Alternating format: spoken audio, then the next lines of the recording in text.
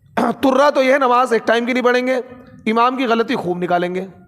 مسجد میں ہفتے میں ایک مرتبہ آتا ہے، امام کی غلطی وہیں بیٹھے بیٹھے نکالتا رہتا ہے کہ امام میں یہ کمی ہے، یہ کمی ہے، یہ مفتی ایسا ہے، اور یہ امام ایسے ہے، یہ مؤذن ایسے ہے، یہ کام کروا لو۔ اس کام میں سب سے آگے ہیں، اس کام میں کیا ہے، سارا وقت ہی وقت ہے، پوری کیا ہے وہ باتیں امام کے بارے میں ان کو پتا ہوں گی جو باتیں امام کو خود کو نہیں پتا میرے اپنے بارے میں، وہ باتیں پتا ہوں گی مقتدیوں کو جو امام کو خود کو نہیں پتا کہ میں ایسا بھی کر سکتا ہوں، ایسی باتیں بھی کیا ہے مقتدیوں کو پتا ہوں گی، اور ان مقتدیوں کو جو نماز نہیں پڑھتے ہیں، جو نماز نہیں پڑھتے ہفتے میں ایک مرتبہ آتے ہیں، انہیں وہ باتیں بھی پتا ہوں گی جو باتیں کا امام کو خود کو نہیں پتا کہ میرے اندر کون سی باتیں ہیں۔ تو آج یہ حال ہے امت کا، یعنی جو بندہ نماز نہیں پڑھتا، نماز کے کوسوں دور ہے، ارے بھائی تو کر کیا رہا ہے؟ تو نماز نہیں پڑھتا، قرآن تو نہیں پڑھتا، شراب خوری تو کر رہا ہے، نشہ خوری تو کر رہا ہے، نشے میں تیری زندگی دھت ہے، اور تو کر کیا رہا ہے؟ تو امام کی کمیاں نکال رہا ہے، تو امام کو گالیاں بک رہا ہے، تو امام کو برا بھلا کہہ رہا ہے، تو اپنی آخرت کی فکر کر۔ تو دیکھیے معاشرے کی اگر اصلاح آپ چاہتے ہیں تو ہر بندہ اپنی فکر کرے، ہر بندہ اپنی فکر کرے، اپنی ذات کی فکر کرے، دوسروں کو نہ دیکھے تو کون کیا کر رہا ہے۔ آج کے آپ صرف اپنی فکر کر لیں، یا ایھا الذین آمنوا علیکم انفسکم، قرآن کا حکم یہ ہے کہ سب سے پہلے اپنی فکر ہے، آپ اپنے آپ کی فکر کریں کہ میری اصلاح کیسے ہو، میری نمازیں درست کیسے ہوں، میرے اخلاق درست کیسے ہوں، میرا کردار کیسے درست ہو، میری کیا ہے دنیا کی زندگی درست کیسے ہو، میری آخرت کیسے سنور جائے، مرنے کے بعد کی جو زندگی وہ کیسے بہتر بنے۔ وہ اس طریقے سے بہتر بنے گی کہ جب آپ اپنی اصلاح کی فکر کریں گے۔ اور دوسرا مرحلہ کیا ہے؟ پہلے اپنی اصلاح اور پھر اپنے گھر والوں کی اصلاح۔ کس کی اصلاح؟ اپنے گھر والوں کی اصلاح۔ تو معاشرہ اسی چیز کا نام ہے۔ اگر ہم میں سے ہر ایک شخص یہ فکر کر لے کہ اسے اپنی اصلاح کرنی ہے، اپنے آپ کو سنوارنا ہے، اپنی غلطیوں کو درست کرنا ہے، اپنی آخرت کو درست کرنا ہے، اور اپنے گھر والوں کی فکر کر لے، پورا معاشرہ ٹھیک ہو جائے گا۔ بھائی معاشرہ اسی چیز کا نام ہے، فرد سے مل کر معاشرہ بنتا ہے۔ ہر فرد اپنی ذمہ داری کو نبھائے، ہر فرد اپنی اصلاح کی فکر کرے کہ مجھے اپنی اصلاح کرنی ہے، اپنی غلطیوں کو درست کرنا ہے۔ اور اصلاح کا آسان طریقہ یہ ہے کہ آپ نیک لوگوں کی صحبت کو اختیار کریں۔ کیا کریں؟ نیک لوگوں کی صحبت کو اختیار کریں، علماء سے تعلق کو قائم کریں، اللہ والوں سے تعلق کو مضبوط کریں، مسجد سے اپنا رشتہ مضبوط کریں۔ جب ایک انسان نماز پڑھنے مسجد میں آتا ہے، پابندی کے ساتھ آتا ہے، تو نماز کا سب سے پہلا بینیفٹ یہ ہوتا ہے کہ نماز انسان کو بے حیائی سے، بری باتوں سے، غلط باتوں سے نماز روک دیتی ہے۔ اور یہ میں نہیں کہہ رہا ہوں، یہ قرآن کا حکم ہے، ان الصلاۃ تنہی عن الفحشاء والمنکر، کہ بے شک نماز انسان کو بے حیائی سے، بری باتوں سے روک دیتی ہے۔ نماز انسان کو بے حیائی سے، بری باتوں سے روک دیتی ہے۔ لیکن آج جب ہم نماز پڑھیں گے جبھی تو بری باتوں سے رکیں گے، بے حیائی سے رکیں گے۔ تو اس لیے ہر شخص سب سے پہلی چیز کیا ہے؟ نماز کا اہتمام کریں، نماز طے کر لیں کہ ہم نماز نہیں چھوڑیں گے۔ اور دیکھیں کوئی بھاری کام نہیں ہے، ایک مرتبہ انسان صرف یہ سوچ لے کہ مجھے اللہ نے دنیا میں کیوں بھیجا ہے، میری پیدائش کا مقصد کیا ہے، مجھے اللہ نے دنیا میں کیوں بھیجا ہے۔ اگر انسان اپنی پیدائش کے مقصد کو سمجھ لے تو پھر وہ سارے کام کرنے لگے گا۔ اللہ تعالیٰ نے دنیا میں صرف اس لیے نہیں بھیجا ہم کما کر، کھا کر اور اپنی ضرورتوں کو پورا کر کے واپس چلے جائیں، نہیں۔ 50-60 سالہ زندگی، اس سے لمبی زندگی نہیں ہو رہی اب، اتنی مختصر سی زندگی ہے۔ اس مختصر سی زندگی میں اللہ کو راضی کر لیں، کوئی پتہ نہیں کس وقت کیا ہے، موت کا فرشتہ ہمارے قریب آ جائے اور ہمارا وقت قریب آ جائے اور ہماری روح کو وہ لے کر چلا جائے۔ آج ہم لمبی امیدوں میں زندگی گزارتے ہیں، بھائی کل سے ایسا کام کر لیں گے، جب سے کیا ہے اب کی سے رمضان آ جائے، رمضان سے ایسا کام کر لیں گے، پھر نماز نہیں چھوڑیں گے۔ دیکھیے جب انسان جاگے جب سویرا ہے، ہر وقت انسان کو مرنے کے لیے تیار رہنا چاہیے۔ جب انسان کو یہ فکر لاحق ہوگی نا، مجھے مرنا ہے، مجھے اللہ کی بارگاہ میں جواب دینا ہے، اور کوئی پتہ نہیں کس وقت اس کو موت آ جائے، جب اپنی موت کو یاد رکھے گا تو یقیناً وہ اللہ کی طرف رجوع کرے گا۔ آج ہم غفلت بھری زندگی گزار رہے ہیں، لاپرواہی بھری زندگی گزار رہے ہیں، اس وجہ سے ہماری اصلاح نہیں ہوتی ہے، اس وجہ سے ہم نماز سے دور چلے جاتے ہیں، جبکہ نماز مشکل کام نہیں ہے۔ کبھی آپ نے سوچا تنہائی میں کہ 24 گھنٹے کی اللہ نے ہمیں زندگی دی ہے، 24 گھنٹے میں صرف 1 گھنٹہ ہمیں دینا ہے۔ بھائی اگر آپ پوری 5 نمازوں کا کیلکولیشن نکالیں کتنا ہوگا؟ 1 گھنٹے سے زیادہ نہیں ہے. اگر آپ پوری 5 نمازوں کا ٹائم نکالیں گے، فجر کی نماز میں آپ کو 15 منٹ لگتے ہیں، ظہر کی نماز میں 15 منٹ لگتے ہیں، عصر کی نماز میں 10 منٹ مان لیں، مغرب کی نماز میں 10 منٹ مان لیں، عشاء کی نماز میں 20 منٹ مان لیں، ٹوٹل کیلکولیشن نکالیں گے 1 گھنٹے سے زیادہ یا 1 گھنٹہ 5 منٹ، اس سے زیادہ نہیں ہے. لیکن آپ ذرا توجہ دیں اپنے آپ پر کہ بھائی 23 گھنٹے ہمیں دنیا کے کام کے لیے ملے ہوئے ہیں، ہم کاروبار کریں، سوئیں، کچھ بھی کریں، لیکن صرف 1 گھنٹہ اپنی 24 گھنٹے کی زندگی سے نکال لیں. اگر توجہ دے دیں تو کوئی مشکل کام نہیں، پھر کوئی بھی انسان نماز نہیں چھوڑے گا. تو اس لیے بنیادی چیز یہ ہے کہ آپ نماز کا اہتمام کریں، اپنی اصلاح کریں، اور جب اپنی اصلاح ہو جائے تو اپنے گھر والوں کی، اپنی بیوی کی، اپنے بچوں کی، اپنے بہن کی، اپنے بھائیوں کی، جو آپ کے ماتحت ہیں، آپ کے گھر میں ہیں، ان کی اصلاح کی فکر کریں. معاشرے کی اصلاح کی بعد میں فکر کریں، پہلے اپنی اصلاح کی فکر کریں. بعض لوگ وہ ہیں جو دیندار بن جاتے ہیں، اپنی اصلاح تو کر لیتے ہیں، ڈھنگ سے ان کی اپنی اصلاح بھی نہیں ہوتی ہے، اور وہ کیا امت کی اصلاح کرنے نکل پڑتے ہیں. گھر میں کیا ہے، گھر میں کوئی اصلاح نہیں ہے، بیوی کی کوئی اصلاح نہیں ہے، بچوں کی کوئی اصلاح نہیں ہے، بیٹے کی کوئی اصلاح نہیں ہے، وہ کیا امت کی فکر میں لگے ہوئے ہیں، امت کے غم میں ڈوبے ہوئے ہیں کہ امت کی اصلاح ہو جائے. ارے بھائی، امت کی اصلاح بعد میں، پہلے آپ کی اپنی اصلاح ہے، پہلے آپ کے اپنے گھر والوں کی اصلاح ہے. پہلے آپ اپنی اصلاح کریں، اپنے آپ کو درست کریں، اس کے بعد اپنے گھر والوں کو درست کریں. جب امت کی فکر آپ پر لازم ہوگی، پہلے اپنی اصلاح کی فکر ہے. اور اپنی اصلاح کا آسان طریقہ یہ ہے کہ آپ علماء سے جڑیں. آپ کیا ہے، مسجد سے جڑیں، آپ مسجد میں آنے والے بنیں. جب 5 وقت مسجد میں آئیں گے، نماز پڑھیں گے، تو ظاہر سی بات ہے مسجد میں آپ کو کچھ نہ کچھ سیکھنے کو ملے گا، کچھ نہ کچھ ملے گا. اور جب انسان عالموں کی صحبت اختیار کرے گا، نیک لوگوں کی صحبت اختیار کرے گا، تو یقیناً اصلاح ہوگی. صحبت ایک ایسی چیز ہے جو انسان کی زندگی کو تبدیل کر دیتی ہے. بہت سے لڑکے وہ ہیں جو نشے میں مبتلا ہو جاتے ہیں، جبکہ نشہ اتنی بری چیز ہے، قرآن میں سختی کے ساتھ منع کیا گیا ہے. یا ایھا الذین آمنوا انما الخمر والمیسر والانصاب والازلام رجس من عمل الشیطان. یہ شراب پینا یہ شیطان کا عمل ہے. اور صرف شراب نہیں، ہر وہ چیز جو نشہ آور ہے، ہر وہ چیز جو انسان کو نشے میں مبتلا کر دے، وہ کیا ہے، حرام ہے، حرام ہے. اور بڑی بدترین سزائیں اللہ تعالیٰ نے نشے پر رکھی ہیں. تو اس لیے نشہ کسی بھی طرح کا ہو. آج کل کیا ہے، ماڈرن ٹیکنالوجی کا زمانہ ہے، درد کی گولی کے ذریعے سے نشہ لیا جا رہا ہے. اور وہ کیا ہے، چپکانے والا ٹیوب آتا ہے، کیا سلوچن، اس سے نشہ کر رہے ہیں نوجوان لڑکے. اور انجیکشن لگا رہے ہیں، درد کی گولیاں 10 کھا کے، اور کھانسی کے سیرپ پی کے نشہ کر رہے ہیں. تو نشہ کسی بھی طرح کا ہو، وہ کسی بھی اعتبار سے آپ کو نشے میں مبتلا کر دے، وہ حرام ہے. وہ آپ کی زندگی کو تباہ کر رہا ہے، آپ کی آخرت کو تباہ کر رہا ہے. نشے کرنے والی کی زندگی 50-55 سے زیادہ نہیں ہوتی ہے، اس کی زندگی خراب ہو جاتی ہے، اس کے پھیپھڑے ڈیمیج ہو جاتے ہیں، اس کے گردے خراب ہو جاتے ہیں، اور اس کی باڈی بالکل خراب ہو جاتی ہے، دنیا بھی خراب ہو جاتی ہے اور آخرت بھی خراب ہو جاتی ہے. بہت بڑی تعداد آج ہماری کھجوری کے اندر، بہت بڑی تعداد نوجوانوں کی وہ ہے جو نشہ خوری میں مبتلا ہے.